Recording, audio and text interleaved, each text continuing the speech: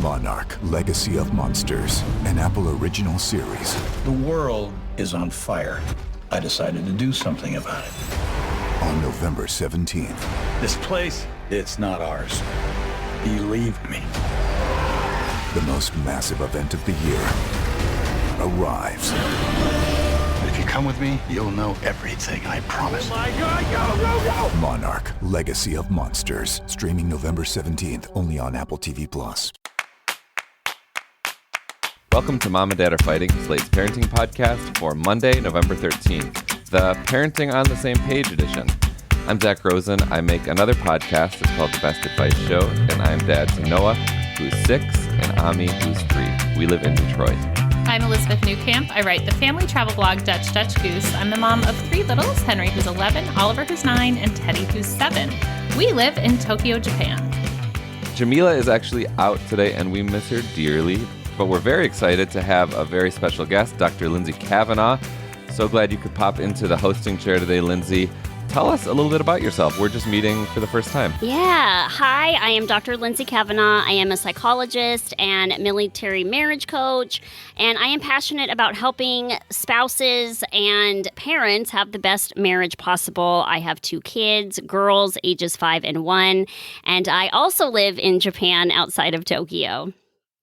I'm so excited to get to have Lindsay on the show because before I moved to Tokyo, I came on Lindsay's podcast, which is called Married to the Military.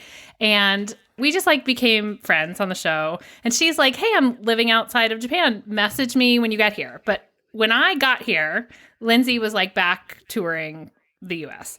We message. Then randomly she messages, she's like, I'm coming to Tokyo with my parents. And I'm like, okay, we'll meet you. So we meet up. Then last weekend I'm traveling and Henry has a total meltdown about American food. And so I'm looking and I'm like, wow, we could pass through the base where Lindsay is. So I message her. I'm like, hey, on Saturday night, if I show up tomorrow morning on base, would you meet up with us so that Henry can get pizza? And she's like, absolutely. So we had a nice pizza party date together at the Pizza Hut food court in the base. Pizza Is it really Hut that hard in to find Tokyo. American pizza? It's just not the same. Mm-hmm. Yeah. But Lindsay, before we get started, I wanted you to share kind of why you got started with this podcast. And I know the podcast is actually kind of expanding in a way that our listeners would be really excited about. Yeah. So I've been a psychologist for 15 years, and I have worked a million different jobs thanks to the military. And one thing that I have come to find is how big of an impact the health of your marriage makes on everything. Everything is easier when your marriage is strong. And so this was also confirmed in an 80-year research study out of Harvard that found that the number one predictor to health and happiness is relationships. So specifically your marriage. There is another stat that came out that shows that marriage satisfaction significantly decreases after having kids for 90% of people. Doesn't matter your culture, your race, anything. It goes down for 90% of people. And so essentially I wanted to create a space which became the podcast that talks about how to have a healthy marriage regardless of the challenges in front of you. Did this study say 90% of marriages suffer indefinitely? Yes. After kids, if there's no intervention done, the satisfaction never goes back up. Great. Well, we need you today because our listener, and I'm sure not just our question asker, but a lot of our listeners are going to find deep value in what you have to offer. So thanks for being here. We're going to end today's show with a round of recommendations. That's all coming up after a short break. Stay with us.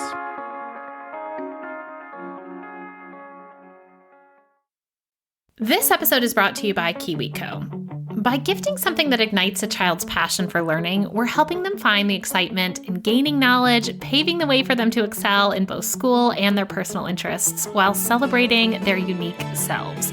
You can unwrap a super fun science, technology, and art projects for kids with KiwiCo. I had the opportunity to build a felt cactus garden with a KiwiCo kit, and the experience was truly special. What makes KiwiCo projects valuable to kids is the perfect blend of fun and learning. The cactus garden project not only allowed us to create a charming tabletop decoration, but it also taught us about plant life, colors, and patterns. It was a fantastic way to spark their creativity and appreciation for nature. Plus, we had quality family time. Unwrap more than a gift. Discover hands-on fun with KiwiCo. Get your first month free on any crate line at kiwico.com/momanddad. That's your first month free at kiwico.com/momanddad.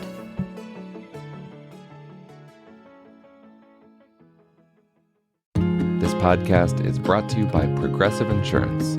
Whether you're driving, cooking, or doing laundry, Progressive knows the podcasts you listen to go best when they're bundled with another activity, much like how their Progressive home and auto policies go best when they're bundled. Having these two policies together makes taking care of your insurance easier and could help you save too. Customers who save by switching their home and car insurance to Progressive save nearly $800 on average. That's a whole lot of savings and protection for your favorite podcast listening activities, like going on a road trip, cooking dinner, and even hitting the home gym. Yep, your home and your car are even easier to protect when you bundle your insurance together.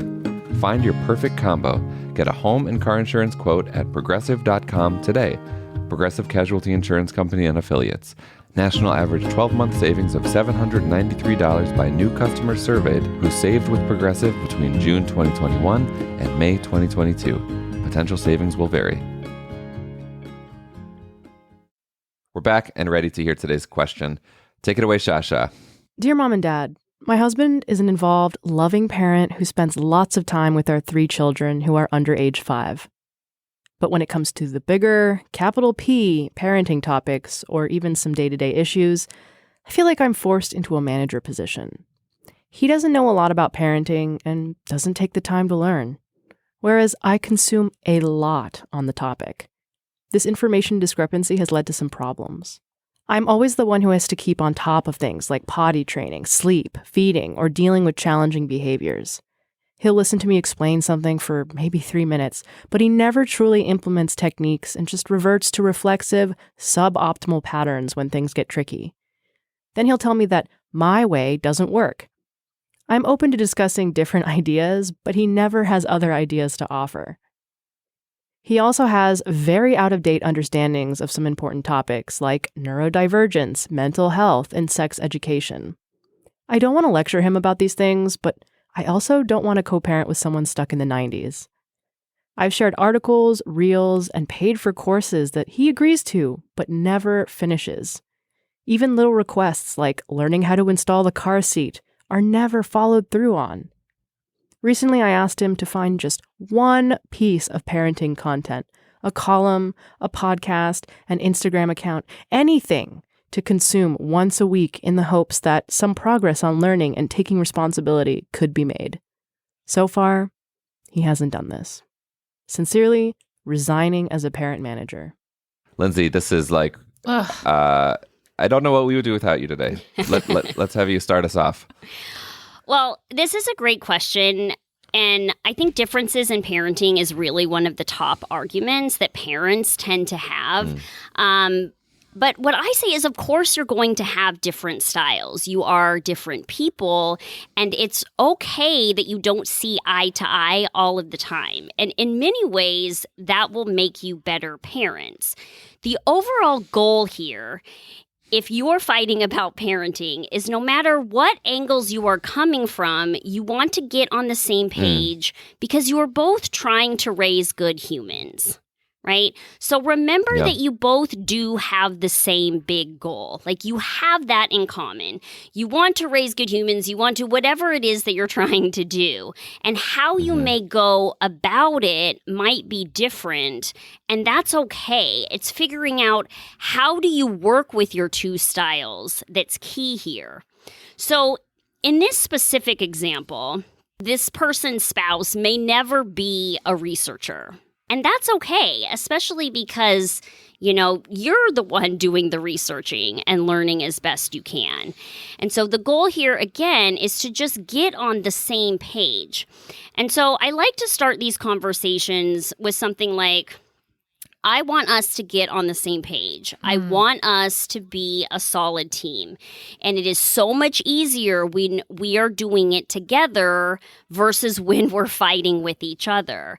And so you're starting the conversation with the bigger why, like, why are we doing this and what you have in common, which helps to lower any defensiveness that might pop up, and it ensures that the conversation is going to be more productive.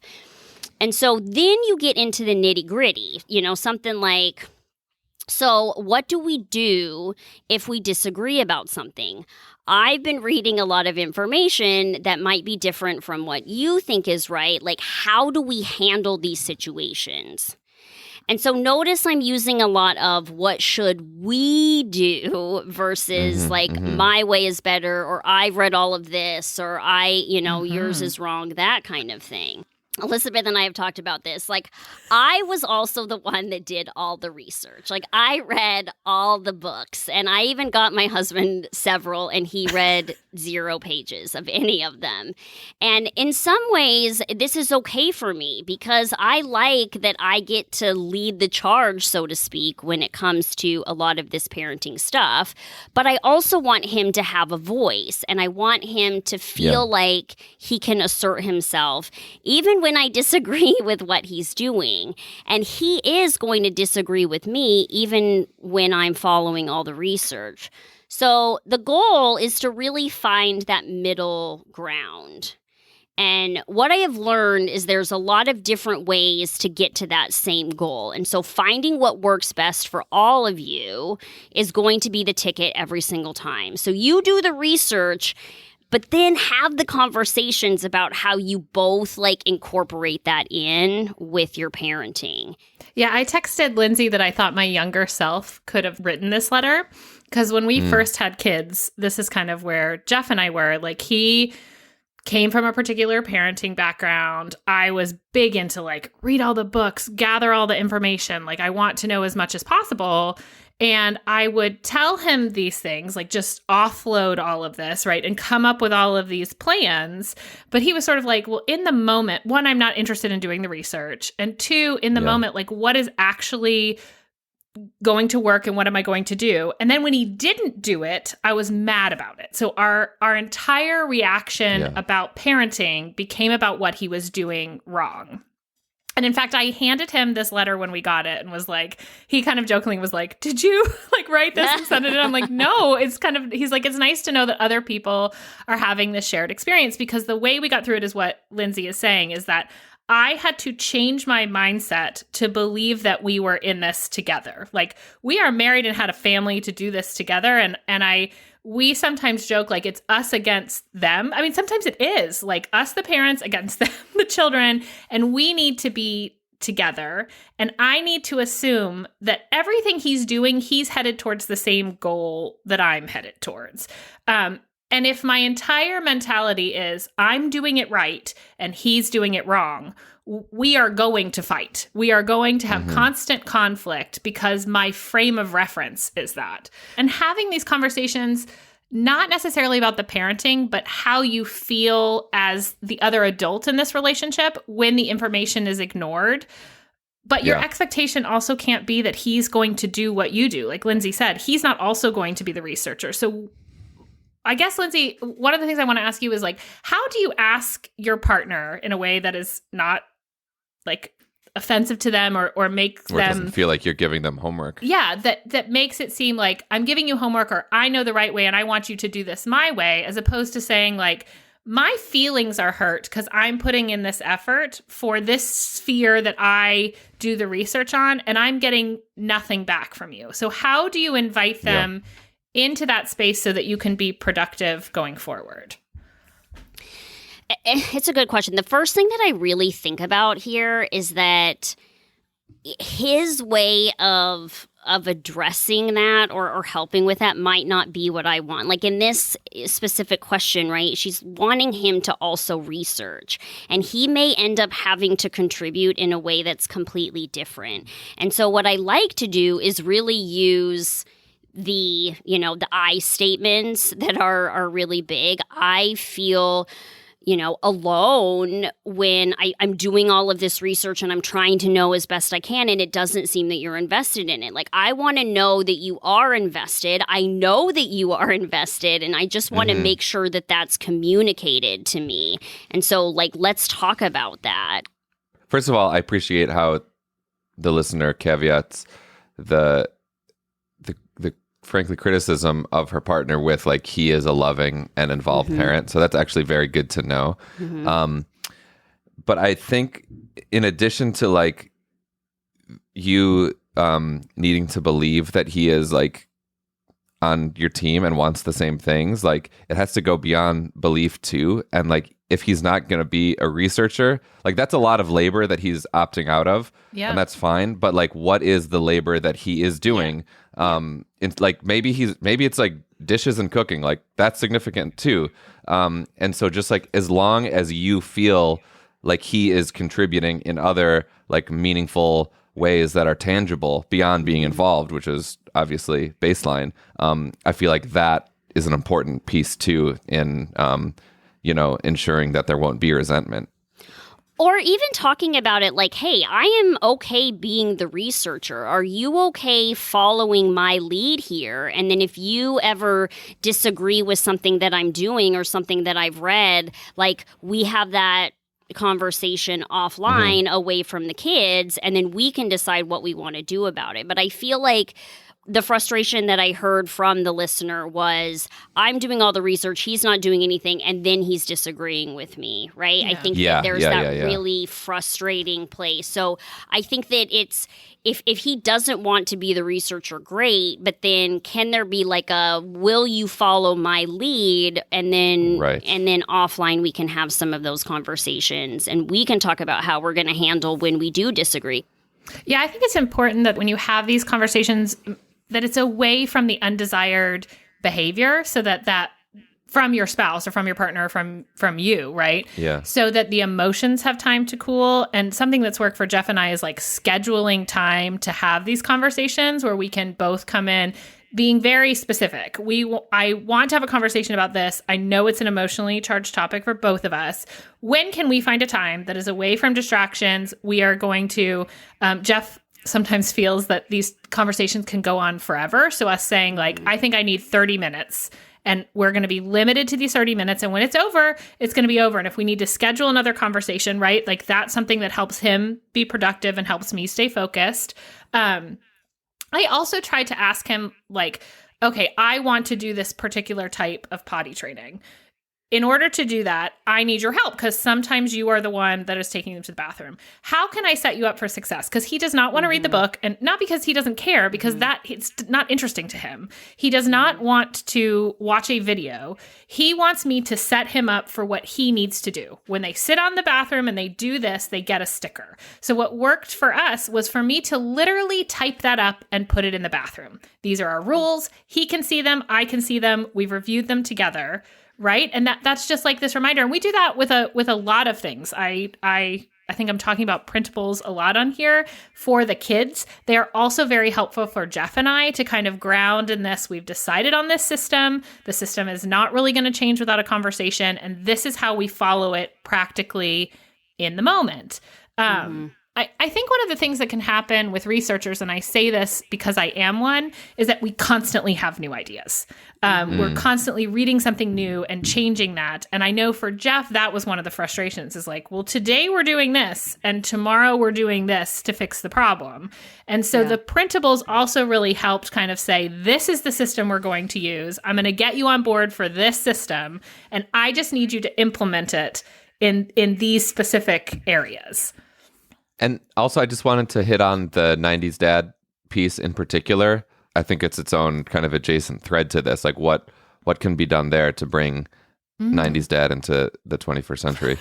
A lot of that ends up being education. It's just he's not going to do it with research. And so I think that that's kind of really going back to what Elizabeth just said, where it ends up being like, how does he want to get the information? Does he want you to tell him about it? Does he want you to just give him a printable and then he tries it and then you like check back in about it? Does he want, right? I think that there just has to be, but even talking about this, I call these the process conversations, like how are we going to do this thing? So how do you want to learn the information? I even talk, because grandparents, this comes up with grandparents a lot too, where my mom will say, you know, this, that, and the other. I'm like, we don't do that anymore. That's not actually safe. Right. And so how do you want me to share this in a way that feels really good to you? If they're telling you this is how I want the information, but then they don't like it, it's still now on them to kind of change and update how they want you to, you know, to tell them. Totally. Zach, how do you guys handle this kind of stuff in your house? Well, neither of us are researchers, so that saves us a lot of time and energy, frankly. Seriously, like I don't think either of us have read an entire parenting book or listened to a parenting podcast other than mom and dad are fighting. We do read articles though. So I don't feel like there's a big disconnect in the ways in which we're getting ideas about parenting and implementing them. I think we are more, I guess, somewhat intuitive about it. But I think the big piece, which goes back to what you were both saying, is like we do talk about it typically in bed at night when the kids are sleeping and like have some sort of unified front. And I think we've both had to catch each other when we're trying to like analyze each other's style in the moment, and you know, ask the other person to like step back. We have a kind of look that we can give to each other. So fortunately, I mean, we have our own issues certainly, but this isn't one of them. Well, one thing that I like that you say there is that because one of the potential downsides of being a researcher is you're not always using that intuitive parenting that you were talking about, where you really get into like, I read this is how you do it, so this is how we're doing it. And you're not really using what works for your styles and the kids, what they need. And so I think that this is why actually having one researcher and one not can really benefit each other, because you're remembering to bring in that intuitive, like, what do we need to do here with our specific situation versus what the research shows. Zach, you touched on the labor that's going into all this research. And I as that has kind of rattled around in my head, I feel like some of the underpinnings of this letter is that the letter writer does not feel appreciated for that labor. And she says like resigning as the parent manager, but I don't actually think that they want to resign. I think what they want is for that to be acknowledged that they're doing it, right? Because they're doing the research. They know what they want everything to go. But it's met not with, I really appreciate you doing this work for the benefit of our children. It's met with, I don't want to do any of this. And so on one hand, like I always say, you can only change your own behavior. And that is the hard part about a lot of these. But I think it would be okay to ask for the acknowledgement that you need. Hey, this is a lot of work. And I know that because it is not something you do, it may not feel valuable to you, but it is very important to me, and it's work for the family, and I need to feel appreciated for that work. And I think sometimes it's like love languages. Your partner doesn't always know what you need, and I think we've been brought up in this culture where it's like they're supposed to know, you know, Disney romance, they're supposed to know and we're supposed to feel appreciated, and if we have to ask, it's somehow less, you know, like the appreciation we get is less. But I just think that we don't know everything about our partners. We don't know everything about each stage in life. And so it is okay to say what this is actually about is the appreciation for this labor. Yeah, one last quick thing that I will say is if you feel that you are continuing to stay stuck in the same thing, like reach out and get support. I feel like we don't do this quick enough, and the average couple from when they first think that they might need marriage counseling until when they actually reach out for it is 6 years. So just reach out sooner. This is one of those really easy things that you can bring in kind of a third party, like figure out how to speak each other's language here and then get on that same page like we've been talking about. So that's always an option too if you continue to feel stuck. Well, resigning as parenting manager, we hope you don't resign even though you're feeling resigned. But we're so glad to be part of your research. We hope this helped. Please keep in touch. Everyone else, what advice do you have? Email us at momanddad@slate.com or call us at 646-357-9318. We're going to take a quick break, and we'll be right back with our recommendations. This episode is brought to you by Next Evo Naturals. Some things just don't mix, like oil and water. So when you reach for oil-based CBD products, you could be absorbing as low as 6% of what's on the label. Next Evo has proven their all-natural gummies and capsules absorb 4 times better than most oil-based products. I've been taking the sleep support gummies, and listen, I have been getting a good night's sleep for the first time in quite a while. They help me unwind and relax and feel ready for bed. Now you can try their brand new extra strength daily wellness CBD gummies that are 2 times stronger than regular strength. Don't waste your time with oil-based CBD that might not work. Upgrade to better natural solutions from Next Evo. Go to nextevo.com and use promo code MOMANDDAD to get 25% off. That's 25% off at nextevo.com, promo code MOMANDDAD.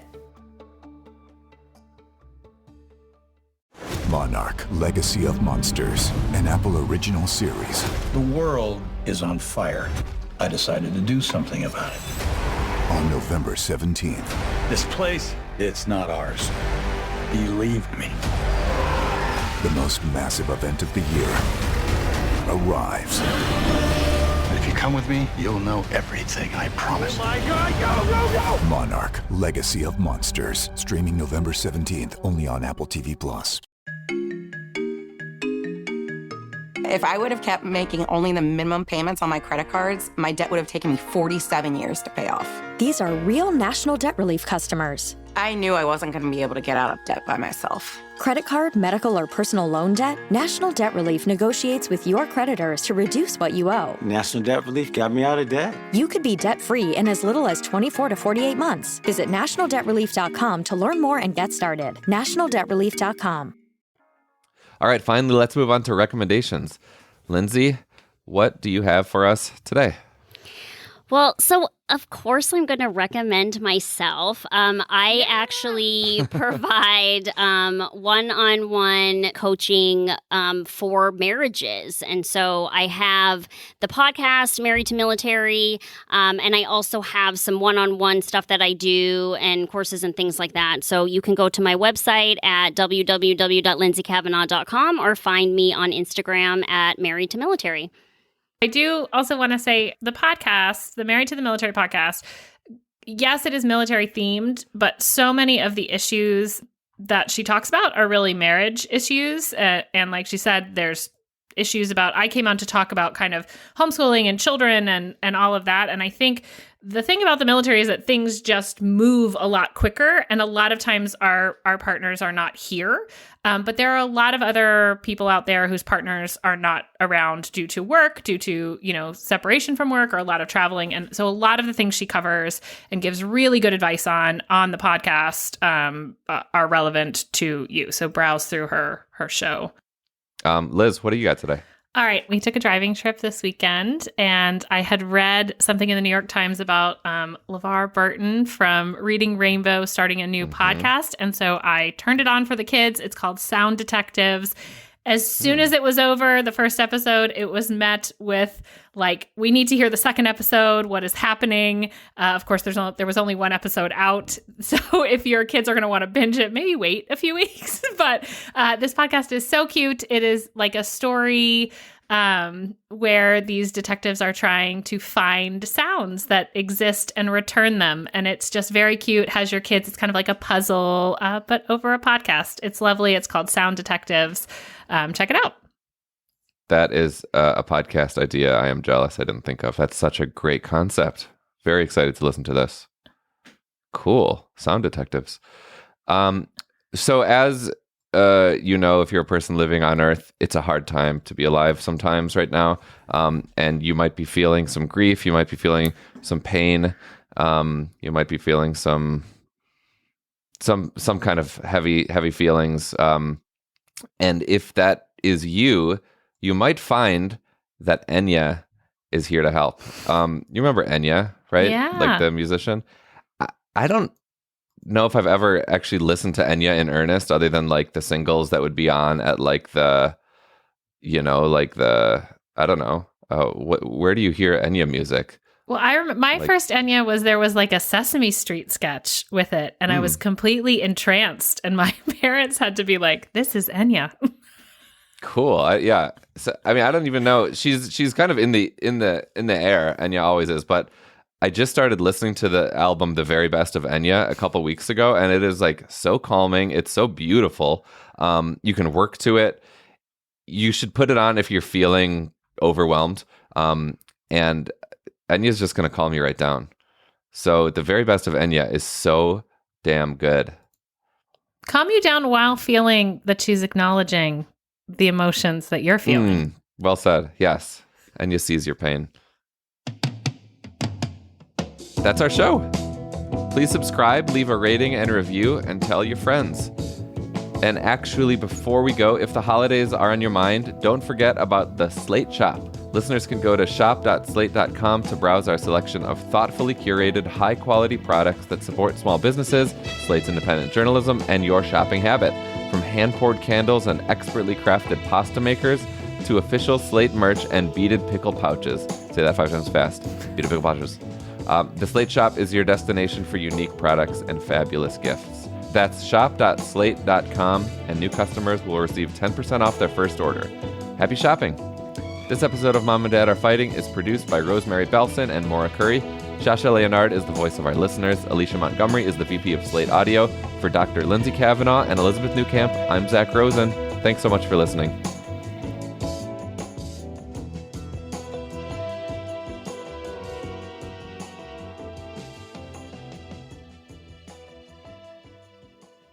Hey everybody, it's Tim Heidecker. You know me, Tim and Eric, Bridesmaids, and Fantastic Four. I'd like to personally invite you to listen to Office Hours Live with me and my co-hosts, DJ Doug Pound. Hello. And Vic Berger. Howdy. Every week we bring you laughs, fun, games, and lots of other surprises. It's live. We take your Zoom calls. Music. We love having fun. Excuse me? Songs. Vic said something. Songs. Music. I like having fun. I like to laugh. I like to meet people who can make me laugh. Please subscribe now.